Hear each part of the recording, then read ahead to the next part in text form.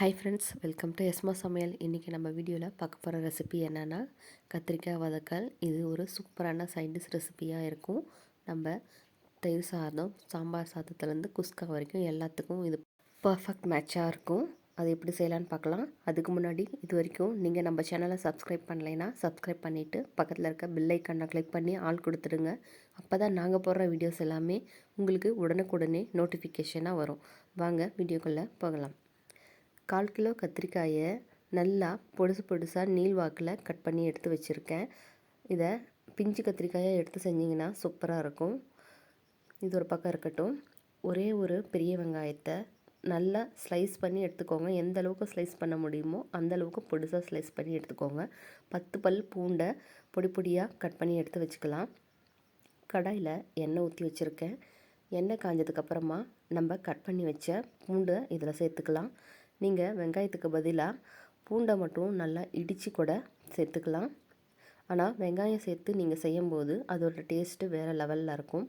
பூண்டு நல்லா பொரிஞ்சதுக்கப்புறமா கட் பண்ணி வச்ச வெங்காயத்தை இதில் சேர்த்துக்கலாம். வெங்காயத்தை மீடியம் ஃப்ளேம்லேயே வச்சு நல்லா வதக்கி விடுங்க. அப்போ தான் நல்லா வெந்து வரும். வெங்காயம் எந்த அளவுக்கு உங்களுக்கு வெந்து வருதோ அந்த அளவுக்கு உங்களுக்கு கத்திரிக்காய் சூப்பர் டேஸ்ட்டாக இருக்கும். வெங்காயம் நல்லா சுண்ட வதங்கி வந்துடணும். இப்போ வெங்காயம் வதங்கிறதுக்காக கொஞ்சம் உப்பு போட்டிருக்கோம். உப்பு போட்டதுக்கப்புறமா வெங்காயத்தை நல்லா வதக்கி விட்டுக்கலாம். வெங்காயம் எந்த அளவுக்கு வதங்கணும்னா கத்திரிக்காயில் வெங்காயம் இருக்கிறது தெரியக்கூடாது, அந்த அளவுக்கு வதங்கணும். நானே சமையல் கற்றுக்கிற வரைக்கும் இதில் வெங்காயம் இருந்ததா இல்லையான்னு கூட எனக்கு தெரியாது. அந்தளவுக்கு பொடியாக கட் பண்ணி இந்தளவுக்கு நல்லா ஃப்ரை பண்ணி எடுத்துக்கணும். இப்போ வெங்காயம் இந்தளவுக்கு நல்லா சுருண்டு வந்துருச்சு பாருங்கள். இது இன்னும் கூட கொஞ்சம் வதங்கட்டும். வெங்காயம் தீஞ்சிடாமல் பார்த்து நல்லா சுண்டை வதக்கி விட்டு எடுத்து வச்சுக்கலாம்.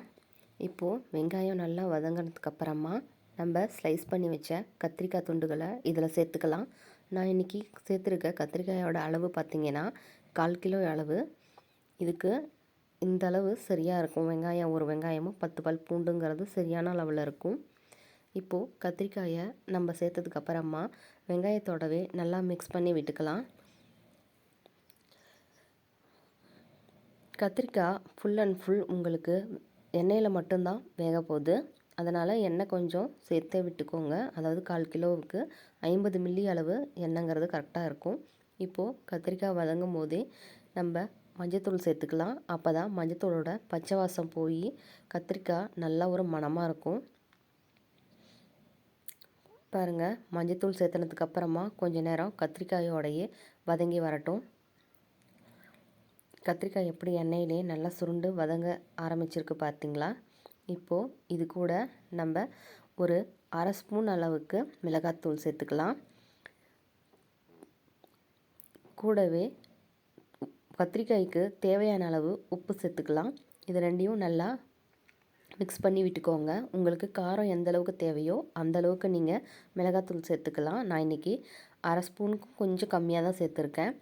பாருங்கள், இப்போது மிளகாத்தூள் சேர்த்தனதுக்கப்புறமா கொஞ்சமாக அடிப்பிடிக்கிற மாதிரி இருக்கும். அது ஒன்றும் இல்லை, நீங்கள் அப்பப்போ எடுத்து விட்டாவே போதும். பாருங்கள், கத்திரிக்காய் நல்லா மிளகாத்தூளோட மிக்ஸ் ஆகி வந்துடுச்சு. நீங்கள் அந்த தீயல் மாதிரி இருக்குது இல்லைங்களா, அதை நல்லா அப்பப்போ எடுத்து விட்டு செய்யுங்க. கண்டிப்பாக உங்களுக்கு அடிப்பிடிக்காது. அதோட கத்திரிக்காயும் ரொம்ப டேஸ்ட்டாக இருக்கும். இப்போது கத்திரிக்காய் நல்லா வெந்து சுண்டி வர ஆரம்பிச்சிருச்சு. அப்பப்போ மூடி போட்டு ஒரு 5 நிமிஷம் வேக விட்டு அதுக்கப்புறமா திறந்து வச்சு வேக விடுங்க.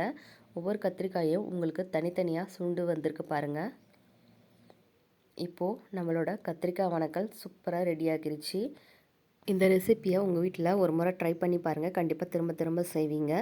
இந்த வீடியோ உங்களுக்கு பிடிச்சிருந்ததுன்னா லைக், ஷேர், சப்ஸ்கிரைப் பண்ணுங்கள். தேங்க்ஸ் ஃபார் வாட்சிங் மை வீடியோ.